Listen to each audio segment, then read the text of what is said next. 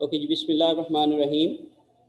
Today we will have a discussion on pricing decisions and to some extent on target costing.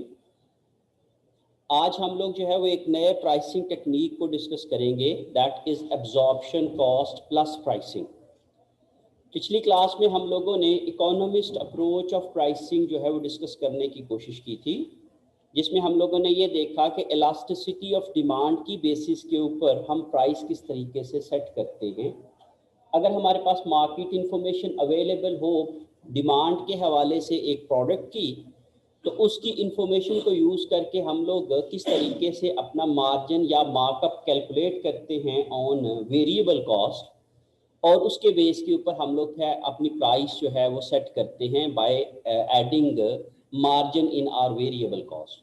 आज हम लोग जो है वो इससे एक फर्दर जो है वो नई टेक्निक के ऊपर जाएंगे, जिसमें हम लोगों ने फुल कॉस्ट प्लस प्राइसिंग को डिस्कस करना है। फुल कॉस्ट प्लस प्राइसिंग क्या होती है ये हम लोग सीखने की इंशाल्लाह आज के सेशन के अंदर कोशिश करेंगे। ओके, सबसे पहले हम ये देख लेते हैं कि एब्जॉर्प्शन कॉस्टिंग अप्रोच क्या होती है। What is basically absorption costing. इससे पहले हम लोगों ने अपने डिसीजन मेकिंग के ही कोर्स के अंदर variable costing and absorption costing का एक टॉपिक डिस्कस किया था। अगर आपको उसको रिवाइज करना है तो ऑलरेडी जो वीडियोस मौजूद हैं आप उनको डिटेल में देखने के लिए आप उनको कंसीडर कर सकते हैं। यहाँ पे एब्जॉर्प्शन कॉस्टिंग से मुराद फुल कॉस्टिंग भी होती है। फुल कॉस्टिंग से क्या मुराद है? हम लोग ये कहते हैं कि नॉर्मली कॉस्ट जो होती हैं वो दो तरह की होती हैं, या अगर हम लोग कॉस्ट स्ट्रक्चर की बात करते हैं तो हमारे पास दो तरह की कॉस्ट होती हैं। एक होती है वेरिएबल कॉस्ट और एक होती है फिक्स्ड कॉस्ट। जब हम लोग प्रोडक्ट की कॉस्ट के अंदर क्योंकि हम लोग यहाँ पे क्या पढ़ रहे हैं, product pricing and services pricing. जब हम लोग प्रोडक्ट की या सर्विस की प्राइस की कैलकुलेशन करने के लिए उसकी कॉस्ट कैलकुलेट करते हैं, because we have to set some margin और markup on the based of cost. सबसे पहले हमें कॉस्ट चाहिए और कॉस्ट के अंदर हम लोग कुछ अपना मार्जिन ऐड करेंगे तो उससे हमारी क्या बन जाती है, प्राइस बन जाती है, जो एक नॉर्मल टेक्निक है। अब अगर हम लोग प्राइस दिखाना कैलकुलेट करना चाह रहे हैं तो उसका मतलब ये हुआ कि उससे पहले हमें कॉस्ट कैलकुलेट करना पड़ेगी।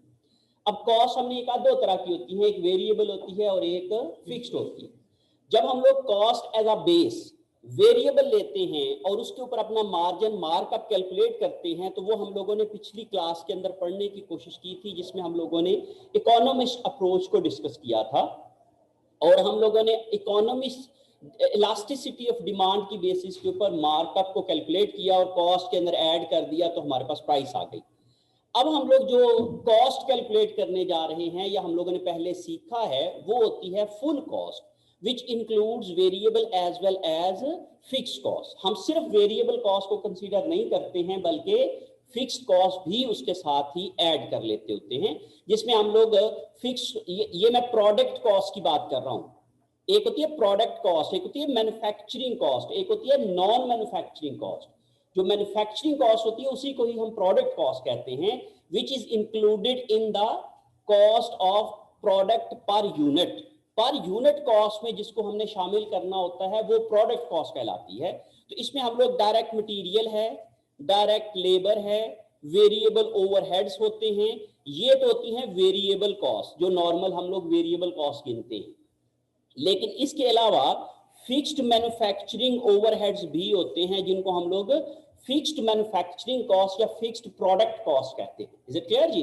ओके, अब इन सब को जब हम इकट्ठा करेंगे तो that is called absorption cost. That is called absorption cost. So under the absorption approach cost plus pricing, जब हम लोग कॉस्ट प्लस प्राइसिंग कर रहे हैं, कॉस्ट प्लस प्राइसिंग का मतलब क्या है, price is equal to cost plus margin. Cost के अंदर हम अपना मार्जिन ऐड कर लेते हैं तो वो हमारी प्राइस बन जाती है। हम ये कह रहे हैं कि यहाँ पे ये जो कॉस्ट है वो हम क्या लेंगे, cost is basically full cost, absorption cost. Full cost mean variable as well as fixed, and mind it, that would be only product cost, that would be only manufacturing cost. Is it clear ji? Okay, unit product cost rather than the variable cost. हम absorption cost को as a base लेंगे यहां पे इस technique के अंदर variable cost की बजाय. पिछली टेक्निक में हम लोगों ने as a base variable cost लिया था, इस टेक्निक के अंदर हम लोग as a base full cost या एब्जॉर्प्शन कॉस्ट लेंगे. And absorption cost is variable cost as well as fixed cost, total of variable and fixed. The cost base includes direct material, direct labor and variable factory overheads along with fixed manufacturing overhead. जैसे मैंने यहाँ पे भी आपको समझाने की कोशिश की है. तो हम लोग जब कॉस्ट बेस की बात करते हैं तो कॉस्ट बेस में हम लोग जब एब्जॉर्प्शन कॉस्ट बेस लेते हैं तो एब्जॉर्प्शन कॉस्ट में क्या क्या चीजें इंक्लूड होती हैं? Direct materials, direct labour, variable manufacturing overheads and fixed manufacturing overheads. अगर तो हम लोग ये सिर्फ तीन चीजें लेते हैं तो ये होती है वेरिएबल कॉस्ट, ठीक है ना जी, और प्लस इसके साथ ये होती है फिक्स्ड कॉस्ट. तो वेरिएबल प्लस फिक्स करेंगे तो that would be equal to total cost, that is also called full cost, that is also called absorption cost. Is it clear जी? तो ये आपने याद रखना है कि हम लोग जब एब्जॉर्प्शन कॉस्ट अप्रोच यूज करेंगे तो एज अ बेस जो कॉस्ट इस्तेमाल करेंगे for our calculation that would be total cost, एक variable as well as fixed. Okay जी. Setting a target selling price, because our objective of this session is setting a target selling price. हमने एक target selling price जो है वो calculate करना सीखना है हमारे इस सेशन के अंदर. So let's see, we have some example. Information provided to the management of Ritter company. Direct materials is 6, direct labor is 4, variable manufacturing overhead is 3, fixed manufacturing overhead are 70,000. That is not given per unit. Per unit हम इसको calculate कर सकते हैं. Variable selling and admin expenses are 2 and fixed selling and admin expenses are 60,000. Assuming Ritter will produce and sell 10,000 units. कितने unit produce और cell करेंगे वो? 10,000. और a unit of the new product, and that Ritter typically uses 50% markup percentage. वो अपनी cost के ऊपर कितना प्रॉफिट परसेंटेज ले रहे हैं या उनकी पॉलिसी क्या है? दैट इज देयर पॉलिसी कि they charge 50% of the cost as a margin or markup to calculate their price. तो इस लिहाज से वो इसको यूज करते हैं. Let's determine unit product cost. सबसे पहले हमने क्या करना है? First step is to calculate unit product cost, because that unit product cost will be used to calculate unit price. तो हमने पहले कॉस्ट कैलकुलेट करनी है, फिर उसके बाद जो है वो हम लोगों ने इसको क्या करना है? अपनी प्राइस कैलकुलेट करनी है. अच्छा, अब जब हम लोग ये बात कर रहे हैं कि यूनिट प्रोडक्ट कॉस्ट, उसके हम लोग फुल कॉस्टिंग की बात कर रहे हैं. तो उसमें हम लोगों ने कहा एक तो डायरेक्ट मटेरियल शामिल हो जाएगा, फिर क्या शामिल हो जाएगा? डायरेक्ट लेबर, फिर वेरिएबल ओवरहेड, और प्लस क्या हो जाएगा? Fixed overheads. तो फिक्स्ड ओवरहेड्स के लिए अगर हम लोग ये देखते हैं तो हमें टोटल फिक्स्ड दिए गए हैं, लेकिन उसके साथ हमें टोटल यूनिट्स भी दे दिए गए हैं. तो हम लोग 70,000 डिवाइडेड बाय 10,000 कर देंगे तो हमारे पास क्या आ जाएगा? 7 पर यूनिट आ जाएगा. Is it clear? ओके, अब हमारे पास आ जाएगा जी टोटल कॉस्ट आ जाएगी. Direct material that is 6, direct labor that is 4, variable manufacturing overheads that are 3 and fixed manufacturing overheads that are 7. तो इस तरीके से हमारे पास टोटल कॉस्ट बन जाएगी that is 20. उनके पास जो है वो टोटल यूनिट कॉस्ट आ गई. अब इस यूनिट कॉस्ट को हम प्राइस कैलकुलेट करने के लिए इस्तेमाल करेंगे. तो लेट्स सी आवर कैलकुलेशंस. तो हमने कहा जी डायरेक्ट मटेरियल, डायरेक्ट लेबर और variable overheads plus fixed overheads, और ये कैसे निकाले हैं ये मैंने आप लोगों को यहाँ पे समझा दिया था पहले ही. तो ये इस तरीके से. अब उन्होंने ये कहा जी कि रिटर कंपनी की पॉलिसी क्या है कि कितना मार्जिन चार्ज करते हैं वो अपनी प्राइस कैलकुलेट करने के लिए? 50%. तो हमने कहा ये 20 है उनकी कॉस्ट, तो उसका जो है वो 50% इसके अंदर क्या ऐड कर देंगे? वो मार्जिन ऐड कर देंगे. तो अगर मैं यहीं पे ही कैलकुलेशन आपको समझा देता हूं या फिर मैं आपके साथ बोर्ड शेयर कर लेता हूं, तो आप देखिए जरा गौर से. हम लोग जो है वो व्हाइट बोर्ड के ऊपर इसकी कैलकुलेशन कर लेते हैं.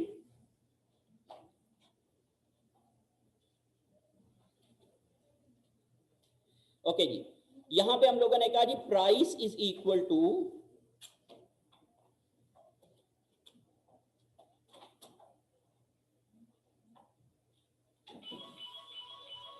Please price is equal to cost plus margin, that is the general formula for calculation of price.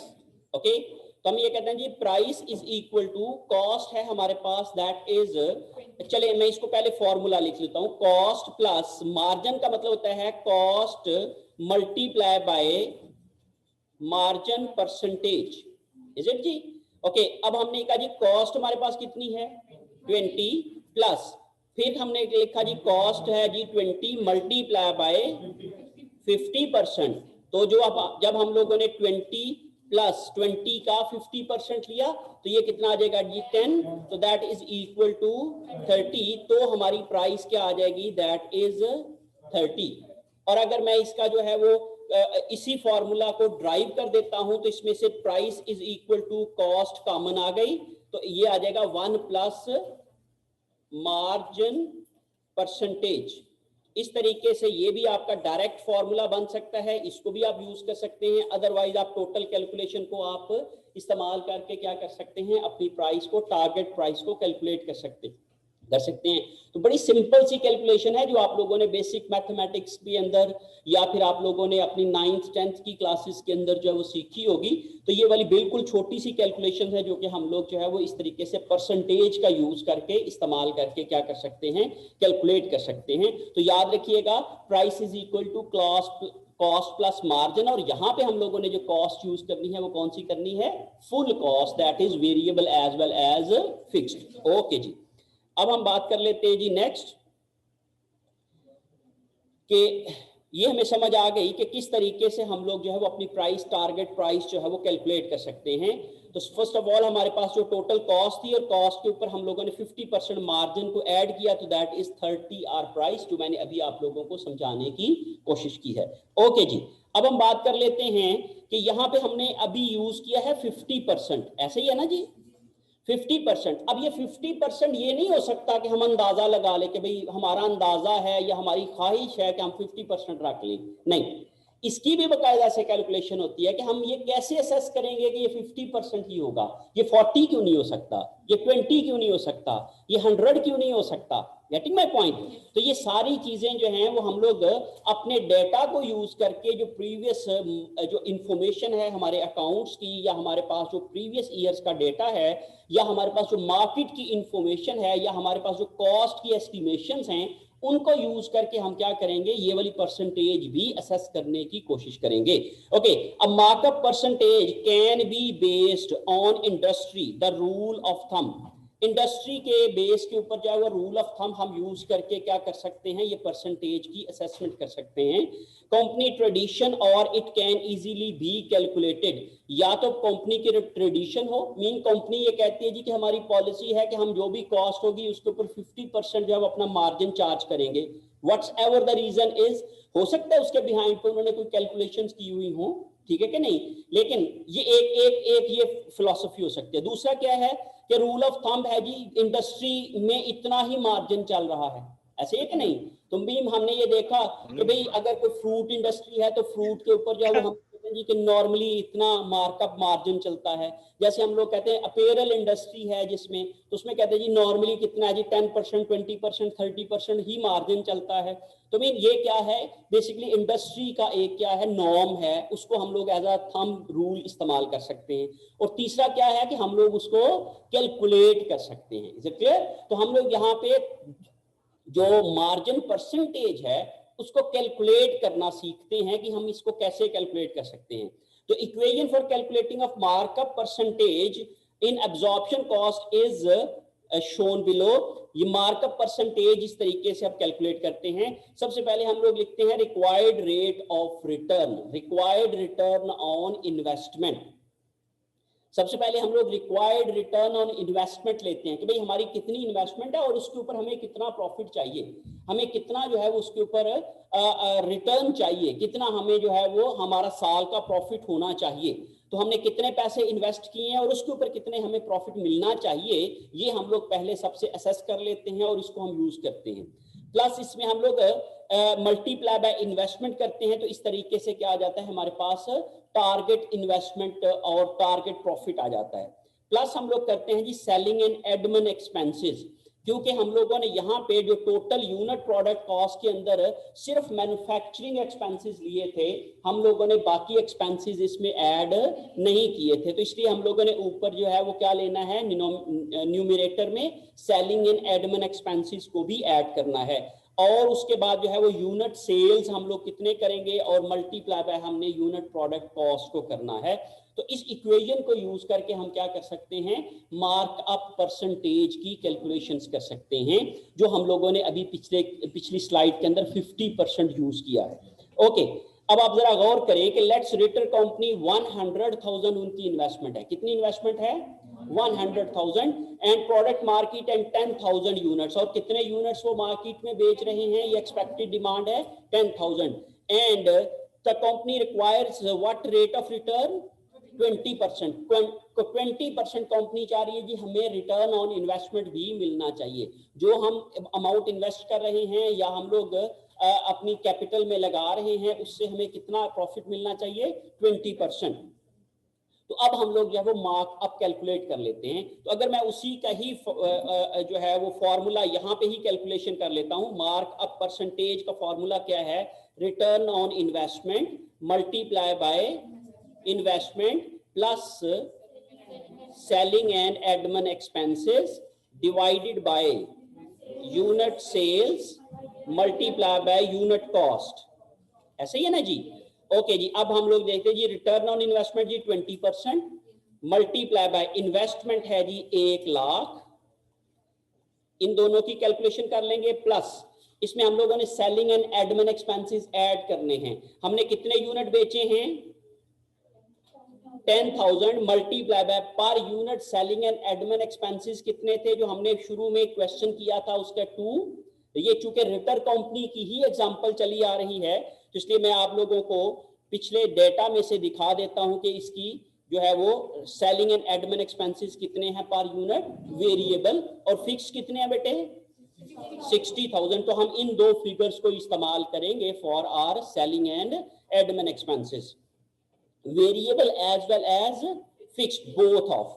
तो ये हमने कहा जी 10,000 मल्टीप्लाई बाय 2 आ गया, ये आगे वेरिएबल, प्लस इसमें क्या करने हैं आपने फिक्स्ड भी, दैट इज 60,000, या आप इसको ऐड कर देंगे तो ये मेरे पास सेलिंग एंड एडमिन एक्सपेंसेस आ गए, इसको मैंने ब्रैकेट में कर दिया, डिवाइडेड बाय मेरे पास टोटल यूनिट्स कितने हैं जी 10,000, और मैंने अभी जो यूनिट कॉस्ट निकाली थी दैट वाज 20 पर यूनिट। तो अब हम लोग इस इक्वेशन को सॉल्व कर लेते हैं, 1 लाख का 20% लेंगे तो 20,000 आ जाएगा, प्लस इन दोनों को हमने मल्टीप्लाई किया तो ये आ जाएगा जी 20,000 प्लस 60,000 डिवाइडेड बाय, इन दोनों को हम लोगों ने मल्टीप्लाई किया तो क्या आ जाएगा 200,000। ओके, अब आप ये इनको सॉल्व करेंगे तो ये आपके पास आ जाएगा 20 प्लस 20 प्लस 60 that is 100,000 divided by 200,000 multiply by 100। तो आप इसको करें बेटे 1 lakh divided by 2 lakh multiply by 100 करेंगे, that is 50%। Is it clear जी? 1 लाख को जब आप 2 लाख पे डिवाइड करेंगे, जैसे यहाँ पे देखें इन सारे जीरोस को आप काट दें, बिकॉज 5 जीरोस हैं, 5 जीरो कट गए, 1/2 आता है 0.5, 0.5 को जब आप 100 से मल्टीप्लाई करोगे तो क्या आ जाएगा 50% आ जाएगा। तो इसलिए आपका क्या आ जाएगा जी, फिर अब आपको समझ आ गई जी वो हम लोग जो 50% वहां पे यूज कर रहे थे वो कहां से आया है। Is it clear? तो उसकी कैलकुलेशन करने का ये तरीका है कि आपका रिटर्न कितना चाहिए आपको, उसके अंदर आप अपने फिक्स्ड और variable selling and admin expenses, ये बेसिकली क्या है, that is the cost to cover other than manufacturing cost. ये वाली क्या चीज है, that is the cost you have to cover. आपने पढ़ा था ना उस वक्त जब हम लोग ने ब्रेक इवन एनालिसिस किया था, तो हम लोग टारगेट यूनिट्स की कैलकुलेशन करते थे, तो हम क्या करते थे target profit plus cost to cover. तो कॉस्ट टू कवर क्या होती थी उसमें सिर्फ फिक्स्ड कॉस्ट आती थी। यहाँ पे वही वाली एक हिसाब से लॉजिक लग रही है कि यहाँ पे हम क्या कर रहे हैं, profit to earn plus cost to cover. तो हमने कहा इतना तो हमने प्रॉफिट लेना है, ये तो हमारा टारगेट प्रॉफिट है, प्लस इसके अलावा हमें और क्या चीज कवर करना पड़ेगी, अपनी selling and admin cost cover करना पड़ेगी। तो ये हम लोगों ने ऐड कर दी और फिर हमने कहा अच्छा जी कितने यूनिट हैं और कितनी उसकी कॉस्ट है। तो टोटल कॉस्ट को एज अ बेस हमने इस्तेमाल कर लिया, टोटल मैन्युफैक्चरिंग कॉस्ट को याद रखिएगा। यहाँ पे नॉर्मली बच्चे टोटल कॉस्ट में सारी कॉस्ट को कर देते होते हैं, यहाँ पे सिर्फ यूनिट कॉस्ट लेनी है, that is product cost. Product cost के अलावा आप लोगों ने इसके अंदर शामिल नहीं करना, क्योंकि सेलिंग एंड एडमिन एक्सपेंसेस जो हैं वो आपके न्यूमरेटर में जाएंगे। क्लियर है जी? तो इस फॉर्मूला को यूज करके आप क्या कर सकते हो, अपना परसेंटेज ऑफ मार्कअप या मार्जिन कैलकुलेट कर सकते हैं। इस लिहाज से आप लोग जो है वो फिर उसी परसेंटेज को यूज करके आप क्या करते हो, टारगेट सेलिंग प्राइस कैलकुलेट कर सकते हैं, जो मैंने आपको पहले से समझाने की कोशिश की है। इज इट क्लियर जी? ओके जी, इस तरीके से हम लोग जो है ये 50% की कैलकुलेशन कर सकते हैं, जो मैंने अभी आप लोगों को थोड़ा सा कैलकुलेट करके बताने की कोशिश की है। ओके जी, अच्छा इसमें ये जो रिटर्न ऑन इन्वेस्टमेंट 20% है, ये आप कहते हो ना रिटर्न ऑन इन्वेस्टमेंट। अच्छा इसमें अगर रिटर्न ऑन इन्वेस्टमेंट की फिगर आपको नहीं गिवन है, अगर आपको ये फिगर नहीं गिवन है, तो आपने फाइनेंस में पढ़ा होगा weighted average cost of capital. Is it clear? जिसमें आप लोग इक्विटी का रिटर्न और डेट का रिटर्न जो है वो टोटल एवरेज आउट करके क्या करते हो, वैक निकालते हो। तो अगर आपको क्वेश्चन में रिटर्न ऑन इन्वेस्टमेंट नहीं गिवन है, तो फिर आप क्या कैलकुलेट करोगे, वैक कैलकुलेट करोगे। और वैक को कैलकुलेट करने के लिए आपके पास इसकी रिक्विजिट इंफॉर्मेशन अवेलेबल होगी। उसमें क्या होगा जी, रिटर्न ऑन इक्विटी आपके पास अवेलेबल होगा, जिसको नॉर्मली RE कहते हैं, रिटर्न ऑन इक्विटी। फिर इसके बाद रिटर्न ऑन डेट आपके पास अवेलेबल होगा, जिसको नॉर्मली RD कहते हैं। इज इट क्लियर जी? और फिर उसके बाद आपके पास market value of equity available होगी, और आपके पास वो market value of debt available होगी। इज इट क्लियर जी? तो ये वाली, और बेसिकली वो क्या है, वो परसेंटेज निकालने के लिए है, आपकी क्या करने के लिए, ताकि आप उसकी रेशो कैलकुलेट कर सके कि आपकी जो कैपिटल स्ट्रक्चर है उसमें इक्विटी कितनी है और डेट कितना है। अच्छा याद रखें, दो तरह की वैल्यूज होती हैं, क्योंकि ये प्योरली फाइनेंस का टॉपिक है, इसलिए ये बेसिकली इसी चैप्टर का ही है, लेकिन हम लोगों ने इसको यहाँ पे नहीं किया। वो इस वजह से कि आप लोग जो है वो ये सारी चीजें जो है वो फाइनेंशियल मैनेजमेंट के अंदर पढ़ते हैं, तो इसलिए मैंने इस अपनी सब्जेक्ट के अंदर इसको टच करने की कोशिश नहीं किया। मैंने कहा भाई मैं फाइनेंस के नॉलेज को चैलेंज नहीं कर सकता हूँ, सही है? तो इसलिए आप लोग वहां पे बड़े डिटेल में पढ़ा होगा आपने। तो यहाँ पे अच्छा इसमें नॉर्मली जब हम लोग करते हैं तो दो तरह की वैल्यूज होती है, एक होती है बुक वैल्यू और एक होती है market value. Book value of debt and market value of debt. इसी तरीके से book value of equity and market value of equity. तो याद रखिएगा, जब भी आप लोग वैक की कैलकुलेशन करते हैं तो प्रेफरेंस किसको देनी है, मार्केट वैल्यू को। अगर आपके पास मार्केट वैल्यू अवेलेबल होगी तो आप मार्केट वैल्यू यूज करेंगे फॉर द कैलकुलेशन ऑफ वैक। लेकिन अगर आपके पास मार्केट वैल्यू अवेलेबल नहीं है तो तब आप क्या कर सकते हो, बुक वैल्यू को यूज कर सकते हो एज अ रेशो। तो वो आप लोगों को फॉर्मूला जो है वो मैं अगर आप कहते हैं तो मैं लिख देता हूं। तो यहाँ पे ये होता है जी कि RE मल्टीप्लाई बाय क्या होता है भला, RE मैंने भी बोल गया। ओके, बहरहाल RE इंटू 1 प्लस T इस तरह का फॉर्मूला होता है, ठीक है कि नहीं? तो ये क्या है basically, sorry RD into 1 plus T mean आपका आफ्टर टैक्स रिटर्न होता है ना, क्योंकि डेट के ऊपर टैक्स जो है वो आपको कंसेशन मिलती है, टैक्स एग्जम्प्ट होता है डेट के ऊपर, क्योंकि वो आपका एडमिजिबल एक्सपेंस होता है, जो आपका इंटरेस्ट होता है।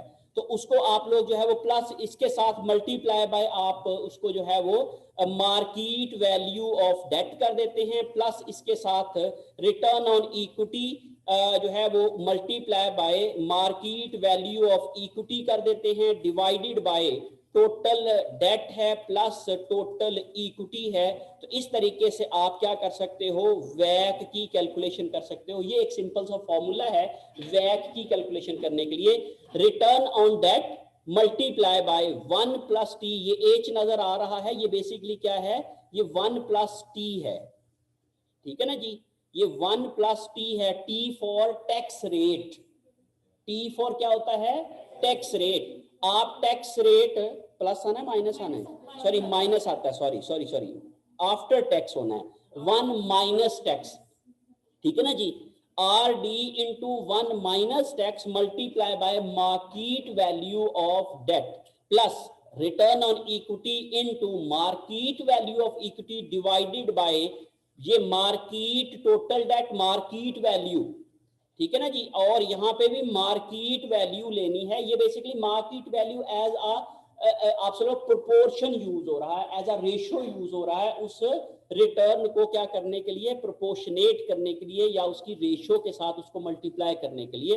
तो इस तरीके से आप क्या कर सकते हो, अगर आपके पास रिटर्न ऑन इन्वेस्टमेंट की फिगर नहीं गिवन है तो फिर आपको ये सारी इंफॉर्मेशन गिवन होगी क्वेश्चन के अंदर, उससे आप क्या कर सकते हो, वैक कैलकुलेट कर सकते हो।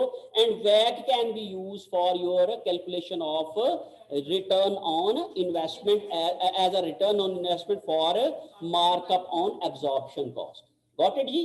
ओके, इस तरीके से आप क्या कर सकते हैं कि एब्जॉर्प्शन कॉस्ट के तहत अपनी प्राइस को कैलकुलेट कर सकते हैं।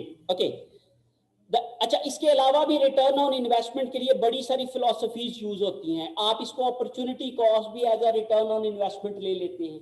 अपॉर्चुनिटी कॉस्ट क्या है जी, आप कहते हैं जी 1 लाख रुपए अगर मैं बैंक में रखवा दूं तो मुझे कितना इंटरेस्ट मिल जाएगा, फॉलोइंग के मीन अगर हम ये कहते हैं जी कि 10% बैंक का इंटरेस्ट रेट है तो फिर मेरा कम अज कम कितना रिटर्न मुझे मिलना चाहिए अपनी इन्वेस्टमेंट से, 10%। Is it clear? तो वो भी बेसिकली कॉस्ट ऑफ कैपिटल होता है।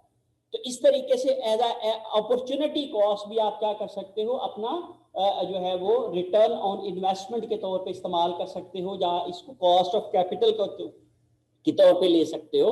तो डिफरेंट है। अगर आपके पास मार्केट की इंफॉर्मेशन अवेलेबल है तो आप उसका मार्केट का रिटर्न ले लें। अगर आपके पास मार्केट इंफॉर्मेशन अवेलेबल नहीं है तो फिर आप क्या कर सकते हो, काइबोर भी ले सकते हो।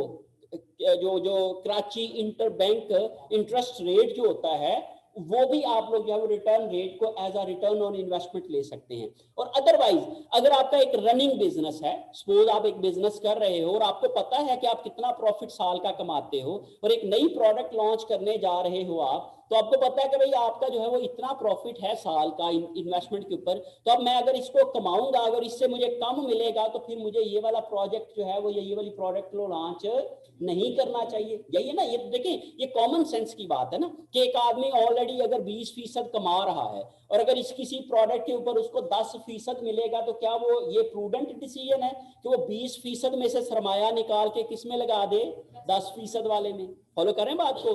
तो वो तो नया प्रोजेक्ट तभी स्टार्ट करेगा जब उसको किसमें से जो 20% से ज्यादा मिलेगा। तो अगर उसको 25%, 30% मिल रहा होगा तो तब वो उसके ऊपर इंटरेस्टेड होगा ना। तो इस वजह से वो क्या है कि उस सूरत में वो फिर क्या है कि नॉर्मली जब हम लोग बिजनेस कर रहे होते हैं तो हमें पता होता है कि हम लोग इस वक्त करंटली हम अपनी इन्वेस्टमेंट के ऊपर कितना प्रॉफिट कमा रहे हैं, और अपनी इन्वेस्टमेंट्स में से निकाल के अगर हम लोग एक प्रोडक्ट को लॉन्च करना चाह रहे हैं तो कम अज कम हमें इतना इंटरेस्ट जो या इतना जो रिटर्न है वो तो मिलना चाहिए, तो वो हमारा टारगेट रिटर्न हो जाएगा। तो वहां से भी आपको ये वाली फिगर जो है वो अवेलेबल हो सकती है। लेकिन अगर आप, ये मैं सारी बातें आपको बता रहा हूं जो प्रैक्टिकल पॉइंट ऑफ व्यू से हैं, जब आप लोग प्रैक्टिकली किसी भी ऑर्गेनाइजेशन में जाते हैं और वहां पे आप लोगों को रिटर्न ऑन इन्वेस्टमेंट की कैलकुलेशंस करना पड़ती हैं, तो तब आप लोग जो है ये सारी ऑप्शंस कंसीडर कर सकते हैं। नंबर 1 क्या हो सकता है, आप लोग अपॉर्चुनिटी कॉस्ट देख लें। अपॉर्चुनिटी कॉस्ट क्या होती है जी, कि अगर यही वाले पैसे अपने बिजनेस से निकाल के बैंक में रखवा दूं, इंटरेस्ट ले लूं, तो वहां से मुझे कितना रिटर्न मिल रहा है।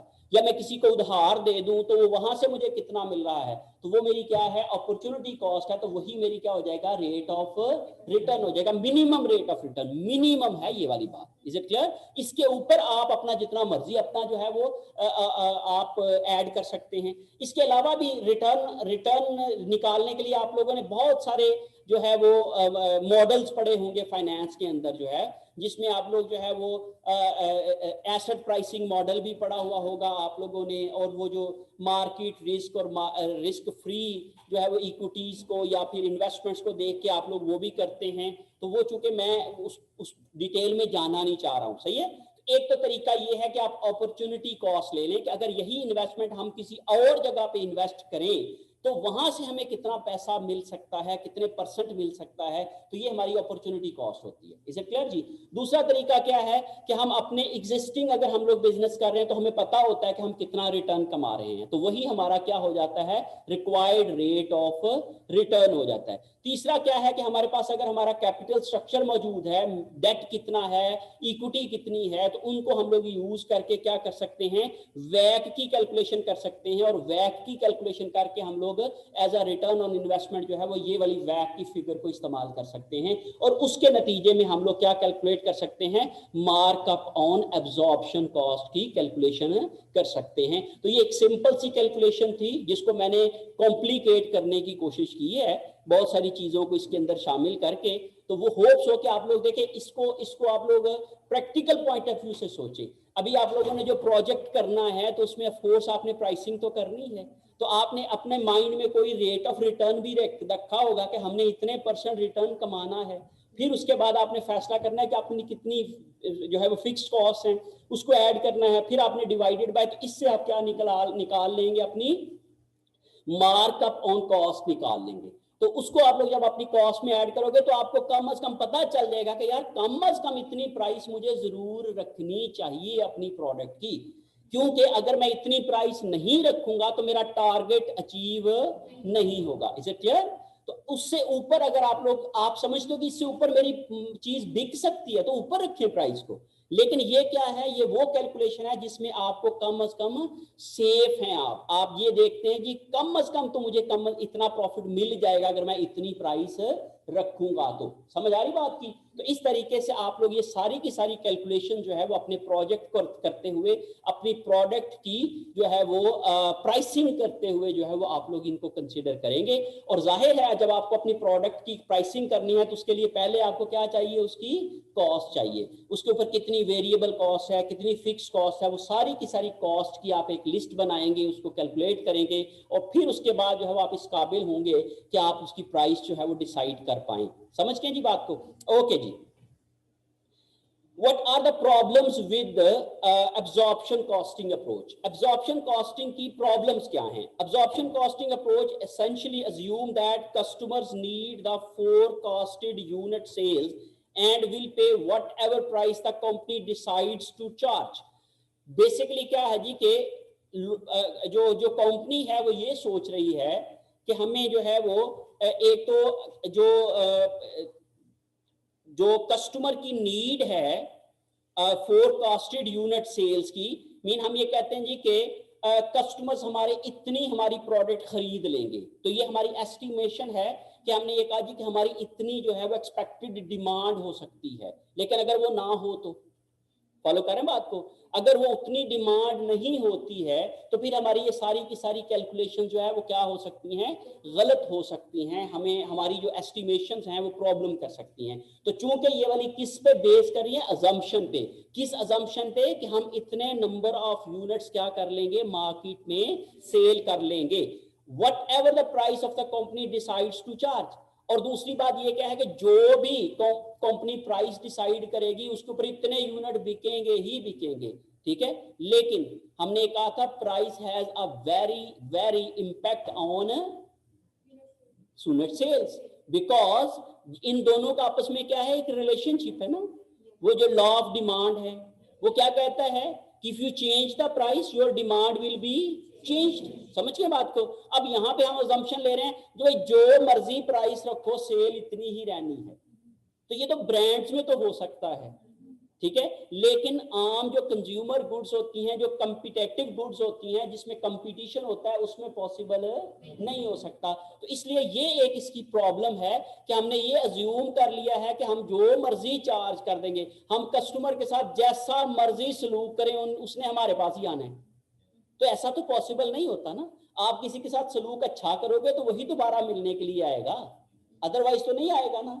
तो इसलिए हम लोग ये अज्यूम करके बैठे हैं कि जो मर्जी चार्ज कर लें, हम जैसा मर्जी बिहेवियर रखें, दूसरे हमसे खुश ही रहेंगे, तो ऐसा पॉसिबल नहीं होता है। ऐसे ही है कि नहीं? तो इसलिए हमें क्या करना पड़ेगा, इस चीज को कंसीडर करना चाहिए। So this is the problem कि whatever the price company has decided, तो कंपनी ये अज्यूम कर रही है कि भाई वो इतने यूनिट क्या कर लेंगे, बेच ही लेंगे। Okay, this is flawed logic.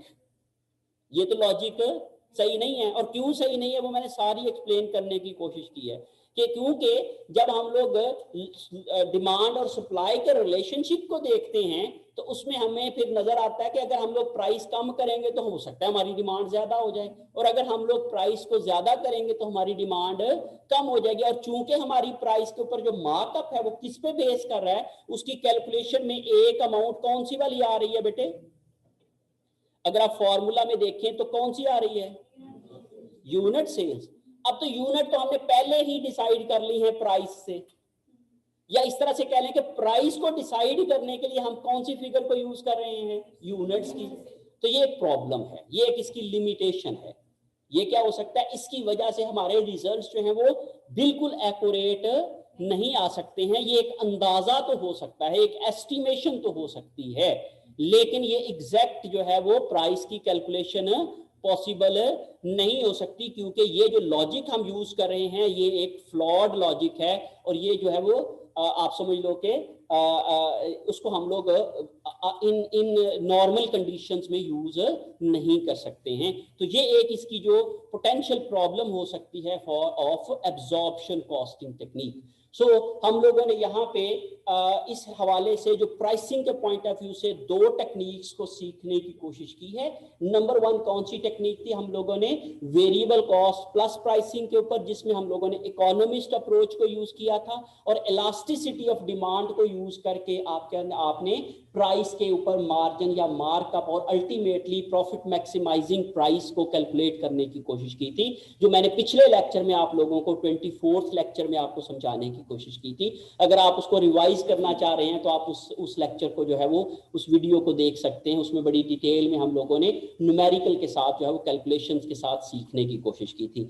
और दूसरी टेक्निक जो हम लोगों ने अभी जो है वो डिस्कस की है, that is absorption costing based pricing, जिसमें हम लोगों ने फुल कॉस्ट को एज अ बेस इस्तेमाल किया है और उसके ऊपर है वो मार्कअप या मार्जिन कैलकुलेट करने की कोशिश की है। और वो मार्जिन या मार्कअप परसेंटेज कैसे कैलकुलेट करते हैं वो भी मैंने आप लोगों को समझाने की कोशिश की है यहाँ पे, और एक फॉर्मूला के जरिए से और एक एग्जांपल के जरिए से।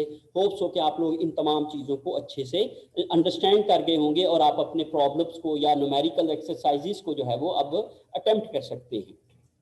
Okay ji, okay ji, let's assume that Ritter sells only 7,000 units. अगर रिटर जो है वो कितने यूनिट्स बेचता है? 7,000। तो उस लिहाज से 10,000 यूनिट नहीं बेचता, बल्कि कितने बेचता है? 7,000। और उसने प्राइस क्या डिसाइड की थी? 30। ओके, अब उनके जो है वो कितनी सेल्स कितनी हो गई? 7,000 मल्टीप्लाई बाय 30, दैट इज 2,10,000। और कॉस्ट ऑफ गुड सोल्ड क्या आ जाएगी? 7,000 मल्टीप्लाई बाय 23 कैसे आया है? जो प्रोडक्ट कॉस्ट थी उनकी वो कितनी थी जी? 20 प्लस वेरिएबल सेलिंग जो थी वो कितनी थी? 3। टोटल कितनी हो गई? 23। समझ आ गई जी 23 कहां से आया है? ठीक है ना। प्रोडक्ट कॉस्ट कितनी थी उनकी? 20 और 3 उनकी क्या थी? अच्छा नहीं सॉरी देखें, 70,000 डिवाइडेड बाय 7,000 पर यूनिट कितना आ गया? 10। और उनकी जो वेरिएबल कॉस्ट थी वो कितनी थी? आप कह लो कि उसमें हमने 7 ऐड किया था ना, 13। ओके, 13 उनकी वेरिएबल कॉस्ट थी, टोटल 23 हो गई। मैं आपको समझा देता हूं जी। उनके डायरेक्ट मटेरियल कितना था, डायरेक्ट लेबर कितनी थी, और वेरिएबल ओवरहेड्स कितने थे, फिर फिक्स्ड ओवरहेड्स। ओके जी, ये कितनी थी जी उनके पास 6, ये थी 4, ये कितनी थी 3, इज इट क्लियर? और ये फिक्स्ड चेंज हो गई, फिक्स्ड अब क्या आनी है 10 आ जानी है। क्यों चेंज हो गई है? ये नंबर ऑफ यूनिट्स चेंज हो गए हैं, number of units produced change हो गए हैं। जब यूनिट प्रोड्यूस्ड चेंज होंगे तो per unit fix cost change हो जाएगी। Is it clear? तो जो हम लोगों ने कॉस्ट एस्टिमेशन के अंदर या कॉस्ट स्ट्रक्चर के अंदर ये सीखने की कोशिश की थी, तो हमने ये कहा था कि अगर आपकी प्रोडक्शन चेंज हो जाती है तो per unit fixed cost change हो जाती है। तो यहां पे पर यूनिट फिक्स कॉस्ट कितनी हो गई है 10, तो दैट इज कितना है जी 23, यही बना ना?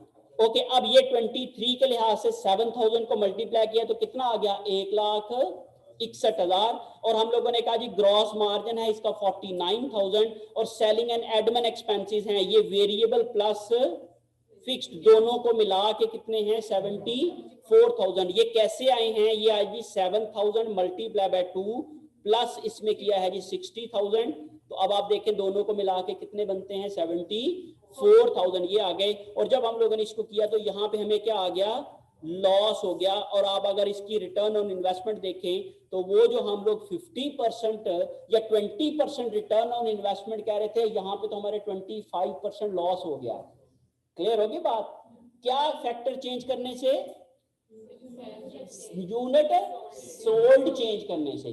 तो मीन आप यहाँ पे अजम्पशन ये ले रहे हैं कि यूनिट सेल्स इतनी ही रहेगी what ever the price is. लेकिन अगर ये यूनिट सेल्स चेंज हो जाते हैं तो वो जो हमारी टारगेट अजम्पशन है वो क्या हो जाएगी गलत हो जाएगी। यहाँ पे हम लोगों ने इस कैलकुलेशन के जरिए से ये प्रूव करने की कोशिश की है कि जो अगर हम लोग यूनिट कम कर देंगे तो हमारी जो ये वाली टारगेट है वो जो परसेंटेज है रिटर्न ऑन इन्वेस्टमेंट की वो गलत हो जाएगी। Is it clear? और अगर इससे ज्यादा हो जाएंगे तो ये ज्यादा हो जाएगी। फॉलो करें बात को?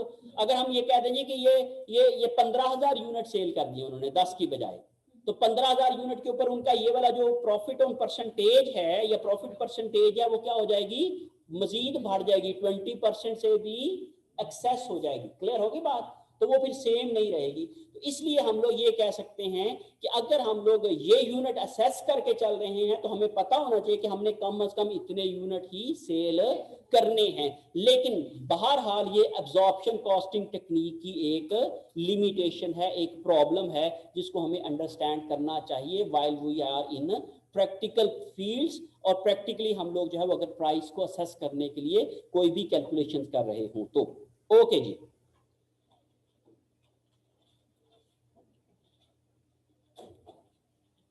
अच्छा जी, फिर इसके बाद हमारा नेक्स्ट टॉपिक है जी टारगेट कॉस्टिंग। टारगेट कॉस्टिंग क्या होता है? अभी हम लोगों ने एब्जॉर्प्शन कॉस्टिंग की एक प्रॉब्लम पढ़ी है कि हमने कहा जी अगर हम लोग प्राइस ज्यादा कर देंगे तो हमारी सेल्स कम हो सकती हैं। ज़ाहिर है वो वाली डिमांड और उसकी है ना एक रिलेशनशिप। तो जब हम लोग प्योर कंपेटिटिव मार्केट की बात करते हैं जिसमें जो उसमें कंपेटिटिव गुड्स बिकती हैं जैसे चीनी है, चावल है, गंदम है या इसके अलावा जो भी रोजमर्रा की अशिया हैं, तो वो बेसिकली क्या है बहुत सारे सेलर्स बैठे हुए हैं। आपने इकोनॉमिक्स में पढ़ा होगा ना मोनोपोली, आपने competition, perfect competition, imperfect competition ये पढ़े होंगे ना आपने। तो उसमें जब हम लोग परफेक्ट कंपटीशन की बात करते हैं तो उसमें हम ये कहते हैं कि lot of sellers are available in the market and lot of buyers are available in the market and price is set by market. Price is set by, is it clear? तो परफेक्ट कंपटीशन में क्या होता है, price कौन decide करता है?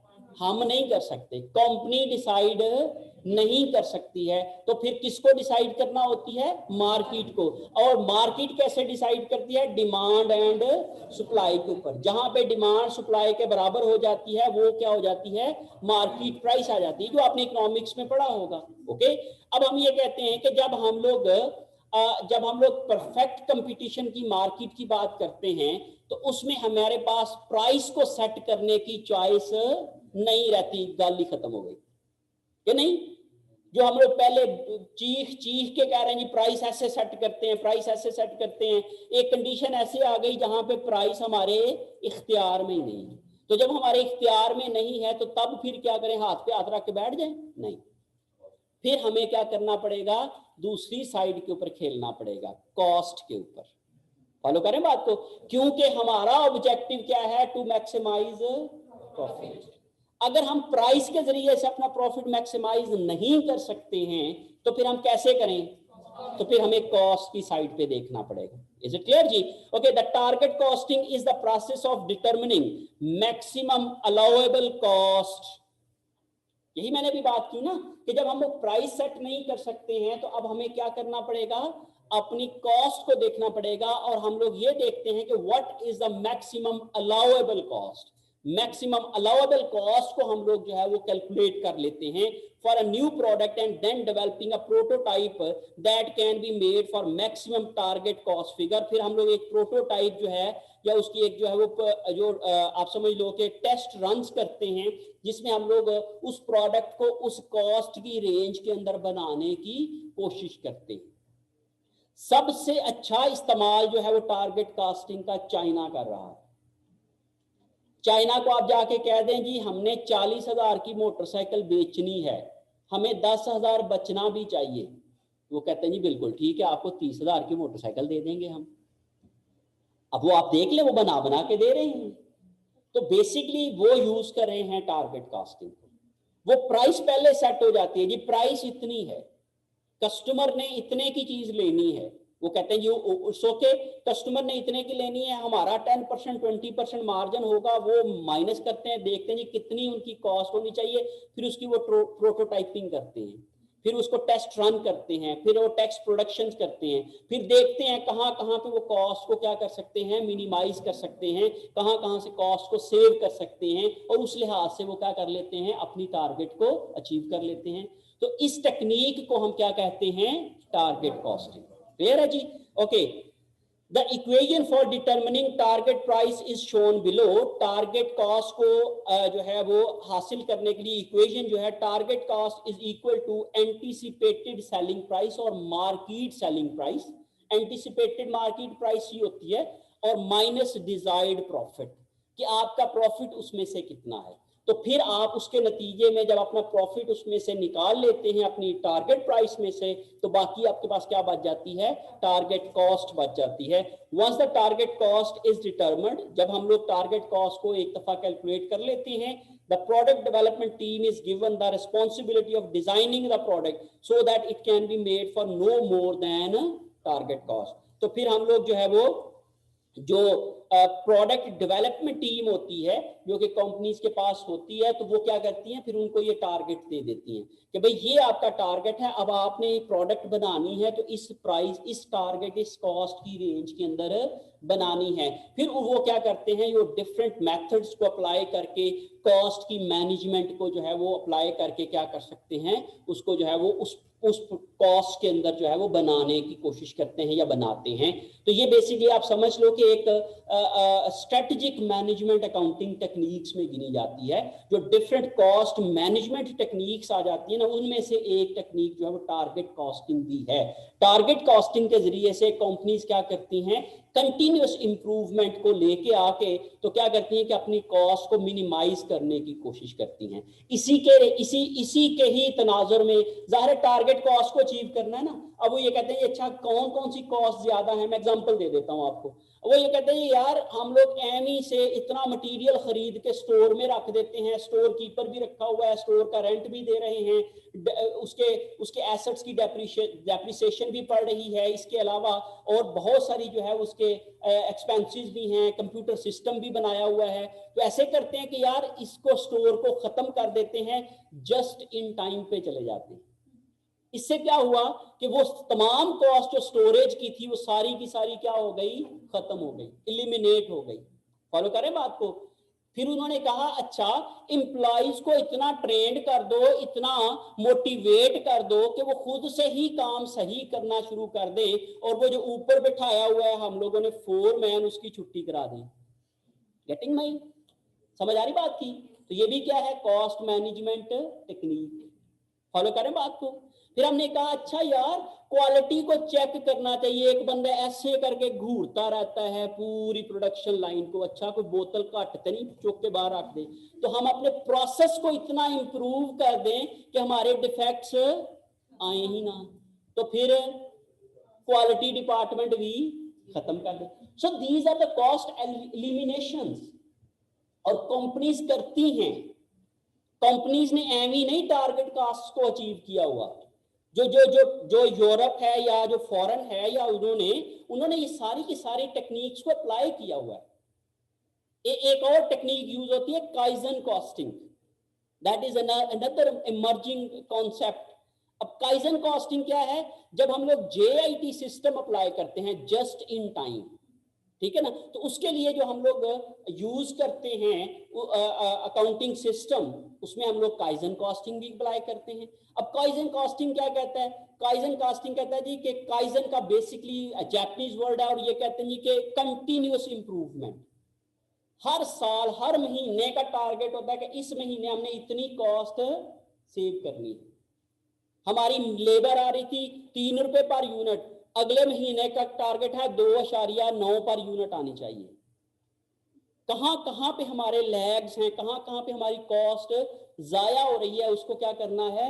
Minimise करना है, एलिमिनेट करना है। So these are the different techniques to eliminate non value added cost. बहुत सारी ऐसी कॉस्ट होती हैं जो प्रोडक्ट के अंदर कोई वैल्यू एडिशन नहीं कर रही होती। वैल्यू एडिशन क्या है? Conversion of raw material into finished product. भाई आपने कोई भी प्रोडक्ट बनाई और आप उसको क्या कर रहे हो? खूबसूरत बना रहे हो, उसको जो है उसके ऊपर कोई काम कर रहे हो, तो वो तो वैल्यू एडिशन हो गई। लेकिन एक बंदा जो वो सिर्फ और सिर्फ क्या कर रहा है कि इधर से पकड़ के उधर जा रही है, उधर से पकड़ के उधर जा रही है, तो ये क्या है? उसकी कोई वैल्यू एडिशन है? हम ये कहते हैं कि नॉन वैल्यू एडेड जो कॉस्ट है उनको क्या कर दिया जाए? एलिमिनेट कर दिया जाए। फिर उसके लिए प्रोसेस री इंजीनियरिंग भी करते हैं, फिर उसके अलावा जो है वो बहुत सारी टेक्निक्स यूज करते हैं, और अल्टीमेट ऑब्जेक्टिव क्या होता है? यही वाला टारगेट को अचीव करना। फॉलो कर रहे हैं बात को? तो इसलिए हम लोग यहाँ पे अब ये समझ लें, ये बेसिकली ये जो टेक्निक है ये रिवर्स है। हम पहले क्या करते थे? कॉस्ट कैलकुलेट करते थे, उसके ऊपर क्या करते थे? मार्जिन मार्कअप ऐड करते थे, तो क्या बन जाती थी? प्राइस। अब क्या कर रहे हैं? प्राइस पहले आ गई है, उसमें कितना मार्जिन है, और उससे क्या आ गई है? कॉस्ट। अब हमने कॉस्ट को अचीव करना है। Getting my point? सो ये बेसिक फिलॉसफी है टारगेट कॉस्टिंग की। टारगेट कॉस्टिंग में हम लोग टारगेट प्राइस को लेके चलते हैं, उसमें से अपना मार्जिन माइनस करते हैं, तो हमारे पास टारगेट कॉस्ट आ जाती है। और फिर हम लोग प्रोडक्ट डेवलपमेंट डिपार्टमेंट को कहते हैं कि भाई अब आपने प्रोडक्ट को इसी कॉस्ट के अंदर क्या करना है? बनाना है। उसमें फिर प्रोडक्शन भी आ जाएगी, उसमें डिजाइनिंग भी आ जाएगी, उसमें बाकी जितने भी डिपार्टमेंट्स होंगे वो सारे के सारे उसमें क्या आ जाएंगे? उसमें शामिल होंगे, और वो उस टारगेट को अचीव करने के लिए एफर्ट्स करेंगे। ओके जी। 2 characteristics of a price and product cost include market, supply and demand determine the price। जैसे मैंने अभी आप लोगों को शुरू में कहा कि हम लोग जो कंपेटिटिव मार्केट होती है उसके अंदर हम प्राइस को डिसाइड नहीं कर सकते हैं। Price is decided by the market. Market decide करती है कि हमारी प्राइस क्या होनी चाहिए, और मार्केट में जो उस प्रोडक्ट की डिमांड और सप्लाई होती है वो डिसाइड करती है कि हमारी प्राइस जो है वो क्या होगी। तो उस टारगेट मार्केट के अंदर जो हम लोग अपनी डिमांड और सप्लाई के नतीजे में हमारी निकलने वाली प्राइस होगी, that would be our target price. वो जो टारगेट मार्केट हमें ये दे रही है और वो मार्केट बेस्ड होती है, वो हम लोग जो है वो कंपनी की बेसिस के ऊपर उसको डिसाइड नहीं कर सकते हैं। तो most of the cost of the product is determined in. फिर उसके बाद है वो ये नहीं होता। अच्छा, दूसरी एक और भी रिवर्स इंजीनियरिंग है। नंबर 1, हम उसमें क्या करते हैं? प्रोडक्ट बनाओ, देखो कितनी कॉस्ट आती है। नहीं, यहां पे क्या है? प्रोडक्ट को डिजाइन ऐसे करो कि इतनी कॉस्ट आए। बातों में दोनों में क्या है? फर्क है। क्लियर होगी बात? तो ये बेसिकली जो टारगेट कॉस्टिंग है, that is the cost management technique. Follow करें बात को? आज से पहले दुनिया कॉस्ट कंट्रोल कर रही थी कि भाई ये वाली हमारी कॉस्ट है, ये क्या होनी चाहिए? कम से कम होनी चाहिए, इस रेंज में होनी चाहिए। भाई हम ये कहते हैं जी कि हमारी कॉस्ट जो है वो 50 रुपए पर यूनिट होनी चाहिए, ठीक है ना। तो अगर ये ज्यादा आती थी, ये कम होती थी, तो वो हम लोग एवेलुएट करते थे, लेकिन हम बनाते जाते थे, हम खर्च करते जाते थे, बाद में देखते थे कि क्या कितनी कॉस्ट आई और फर्क कहां पे आया है, ठीक है।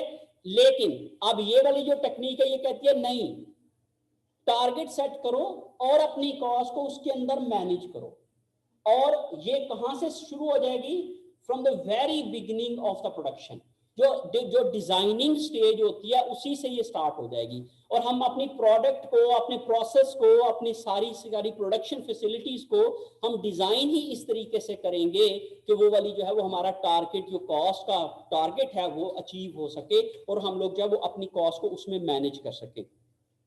Reasons for using the target costing. Target cost was developed in recognition of the two characteristics summarized on the previous.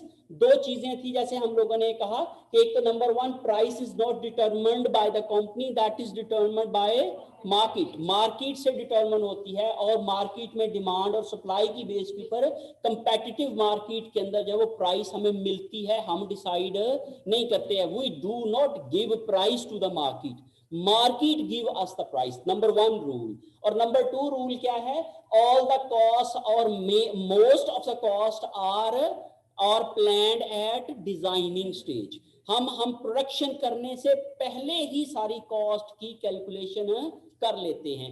जैसे अभी मैंने आप लोगों को जो प्रोजेक्ट असाइन किया है उसमें आप लोगों ने क्या करना है, पहले से सारी प्रोडक्ट की कॉस्ट को असेस करना है, देखना है कि कितने की आपकी प्रोडक्ट बनेगी। ये नहीं होगा कि बनाओ प्रोडक्ट फिर देखेंगे कितनी कॉस्ट पैंदी, क्लियर हो रही बात, ये नहीं होना। क्या करना है, पहले डिसाइड करना है कि कितने की कॉस्ट आएगी। कल मुझसे आकिब शेयर कर रहे थे कि एक ग्रुप उनके पास आया, तो उन्होंने कहा जी हमने ये वाली प्रोडक्ट बनानी है, तो उन्होंने इनसे कहा जाओ जाके मार्केट से पहले कॉस्ट तो देख के आओ, पता तो करो। तो जब वो मार्केट से देख के आए तो उन्होंने कहा जी वो तो बहुत महंगी है, इतने का तो बिकेगा ही नहीं वो प्रोडक्ट। नहीं समझे बात, it means you people have to calculate all the cost, ताकि आप डिसाइड कर सकें कि आपने कौन सी प्रोडक्ट को चूज करना है। और वो प्रोडक्ट अगर आपने चूज किया तो फिर दूसरी बात, अगर आपने वही लेनी है तो फिर आप टारगेट प्राइस रखें और उसमें से आप क्या करें, अपना मार्जिन कैलकुलेट करें और फिर देखें अब आपकी कॉस्ट कितनी आनी चाहिए। तो फिर अब आपको अपनी स्ट्रेटजी ऐसी बनानी चाहिए कि अब आपकी कॉस्ट उतनी आए। इज इट क्लियर, समझ आ रही बात की?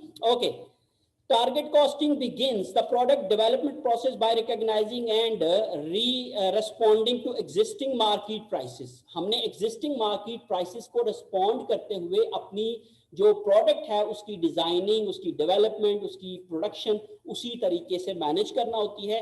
Other approaches allow engineers to design product without considering market price. और दूसरा तरीका क्या होता है कि हम अपने इंजीनियर्स को कहते हैं कि भाई आप मिनिमम कॉस्ट के अंदर जो है वो कॉस्ट प्रोडक्ट को प्लान करो।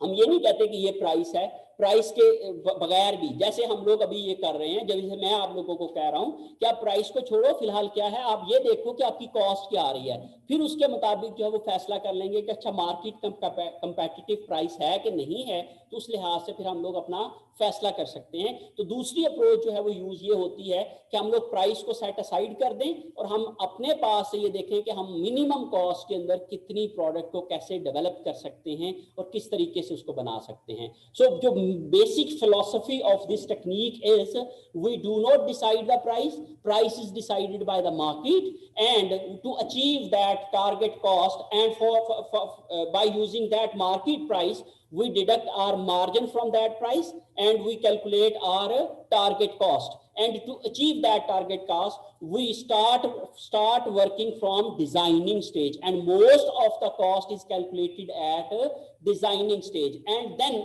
Prototyping is done.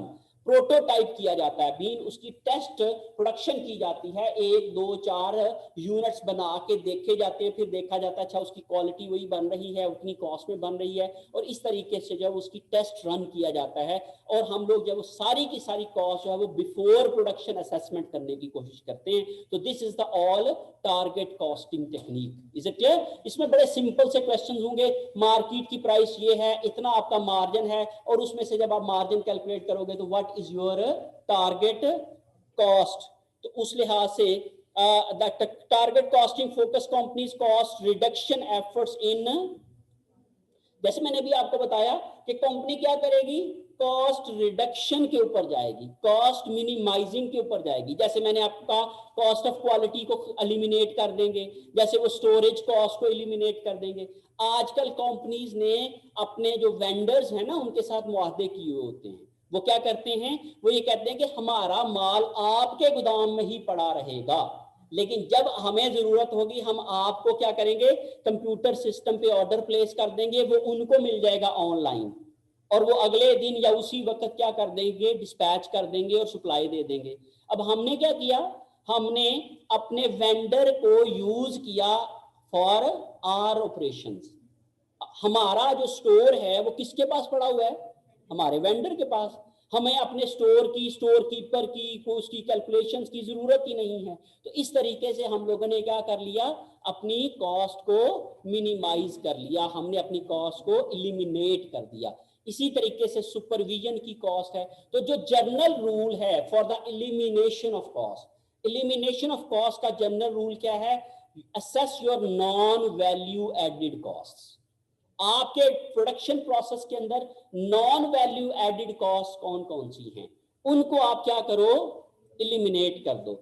उसके नतीजे में आप क्या कर सकते हो, अपनी टारगेट कॉस्ट को अचीव कर सकते हो। तो इस लिहाज से हम ये कहते हैं कि जो हम लोग जब टारगेट कॉस्टिंग को अचीव कर रहे हैं तो उसमें जो बेसिक फिलॉसफी है वो क्या है कि हम लोग कॉस्ट रिडक्शन एफर्ट्स करते हैं, और वो एफर्ट्स होती हैं वो प्रोडक्ट डिजाइन स्टेज के ऊपर जो है वो होती हैं, और मेनली जो हम सारी वर्किंग है वो प्रोडक्ट डिजाइन के ऊपर कर लेते हैं। हम प्रोडक्ट डिजाइन में सिर्फ ये नहीं देखते कि प्रोडक्ट क्या होगी, कैसे बनेगी, किस तरीके से, नहीं, उसकी कॉस्ट क्या होगी, उसके ऊपर कितने रिसोर्सेज लगेंगे, क्या मटेरियल लगेगा, क्या लेबर लगेगी, कितना लेबर टाइम लगेगा, कितने उसके ऊपर ओवरहेड्स लगेंगे, ये सारी चीजें हम लोग जो है वो प्रोडक्ट डिजाइनिंग स्टेज के ऊपर कैलकुलेट कर लेते होते हैं। क्लियर होगी जी बात? Okay, other approaches attempt to squeeze cost out to manufacturing process after they come to realization that the cost of the manufactured product does not bear profitable relationship to existing market। और दूसरी चीज क्या है कि अगर हम लोग currently product को बना रहे हैं और बेच रहे हैं और हमारी प्रोडक्ट जो है वो मार्केट में महंगी है, हमें कॉस्ट ज्यादा पड़ रही है, तो फिर हम क्या करते हैं, अपनी कॉस्ट को सिक्वीज करने की कोशिश करते हैं। हम अपनी कॉस्ट में से अपने जो नॉन वैल्यू एडेड कॉस्ट होती हैं उनको क्या करते हैं, इलिमिनेट करने की कोशिश करते हैं, और इस तरीके से हम अपनी कॉस्ट को क्या कर सकते हैं, मिनिमाइज कर सकते हैं। ओके जी, handy appliances feels there is a niche for hand mixture with special features. Hand mixture की एक जो है उनके पास मार्केट है।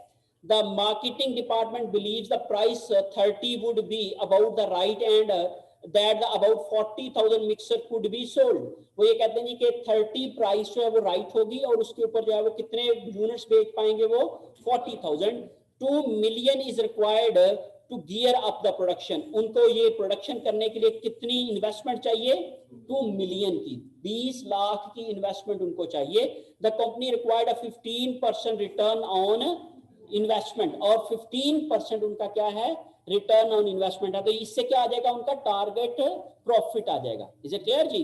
तो इसके नतीजे में हम ये देखते हैं कि उनकी जो टारगेट कॉस्ट क्या होगी। ओके, प्रोजेक्टेड सेल्स कितनी है जी, 40,000 यूनिट्स मल्टीप्लाई बाय 30 प्राइस है ना उनकी, तो टोटल उनकी कितनी सेल्स होने की चांसेस हैं, 12 लाख के।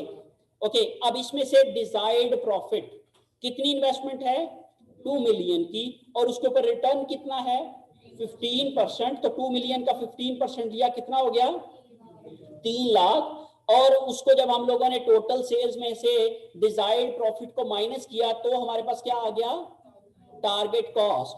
अब ये जो टारगेट कॉस्ट है वो कितने यूनिट्स के लिए है, 40,000। तो 9 लाख को 40,000 पे डिवाइड किया तो उनकी प्रोडक्ट कितने में बननी चाहिए, 22.50 में। That is their target cost, and they will manage their activities, they will design their product, they will manufacture their product, and they will manage their operations accordingly to achieve that target cost, that is 22.5।